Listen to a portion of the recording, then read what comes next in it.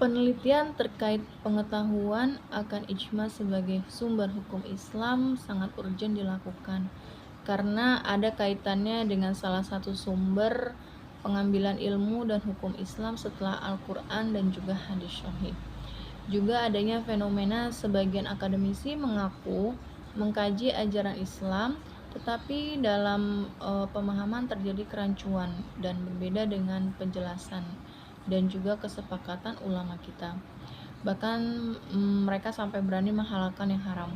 Ternyata jika dikaji lebih lanjut, asal-usulnya adalah minimnya pengetahuan mereka terhadap konsep ijma dalam Islam.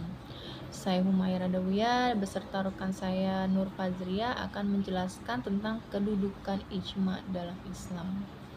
Namun sebelumnya saya akan menjelaskan dulu apa itu pengertian ijma. Ijma menurut bahasa atau etimologi berasal dari bahasa Arab yaitu ajma'a dan juga yujmi'u. Ajma'a mengandung arti memutuskan untuk berbuat sesuatu dan yujmi'u yaitu mengandung arti kesepakatan. Pengertian ijma menurut istilah terminologi para ulama ushul fikih, ada beberapa pendefinisian beragam yang membutuhkan penjelasan panjang lebar.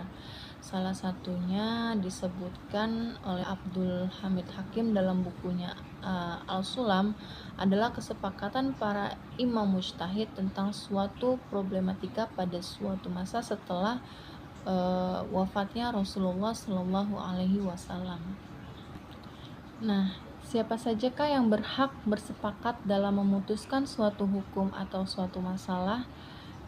Terdapat beberapa perbedaan pendapat secara teknis di kalangan para ulama.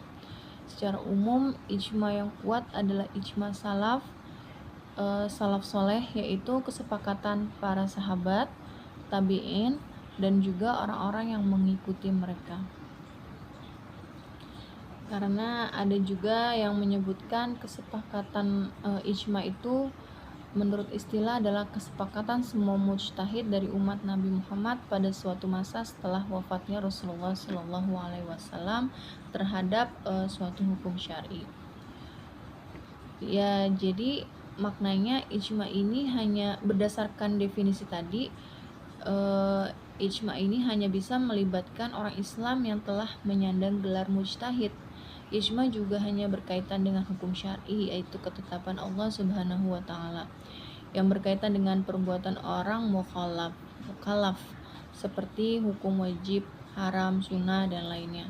Sementara kesepakatan atas masalah yang bukan syar'i tidak termasuk ijma dalam konteks ini, seperti kesepakatan atas masalah kesehatan, pengobatan, dan bahasa. Jadi demikian penjelasan atau penjabaran mengenai definisi ijma. Selanjutnya untuk kedudukan ijma akan dijelaskan oleh rekan saya Nur Fazria. Assalamualaikum warahmatullahi wabarakatuh.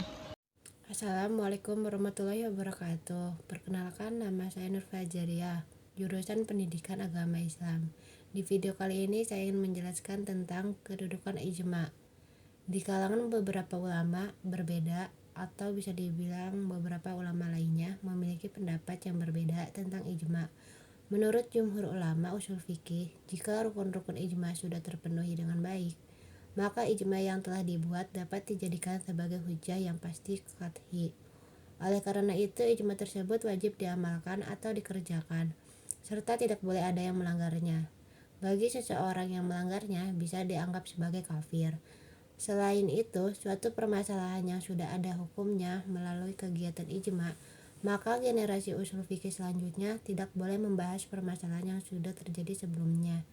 Hal ini dikarenakan hukum ijma merupakan hukum syara yang sifatnya sudah qat'i atau pasti. Selain itu, hukum ijma ada di urutan ketiga dalam dalil syara setelah hukum berdasarkan Al-Quran dan hadis. Namun, bagi beberapa ulama kalangan Syiah dan seorang tokoh Mu'tazilah, Ibrahim bin Syiar al-Nazam, memiliki pendapat bahwa ijma tidak bisa dijadikan sebagai hujjah. Ibrahim bin Syar al-Najam mengungkapkan bahwa struktur sosial dan budaya pada setiap daerah tidak selalu sama, sehingga ijma tidak bisa dijadikan sebagai hujah. Contoh ijma. Supaya lebih memahami apa itu ijma, maka kita perlu mengetahui contoh ijma ada apa saja. Berikut ini contoh ijma diantaranya. Yang pertama, kesepakatan para ulama dan mujtahid atas diharamkannya minyak babi. 2. Menghasilkan kesepakatan berupa membukukan Al-Quran yang dilakukan pada masa kepemimpinan Abu Bakar As-Siddiq. Terakhir, menjadi as-sunnah sebagai sumber hukum Islam yang kedua setelah sumber hukum Islam pertama, yaitu Al-Quran. Sekian dari saya, kurang lebihnya mohon maaf apabila ada salah kata dari saya. Wassalamualaikum warahmatullahi wabarakatuh.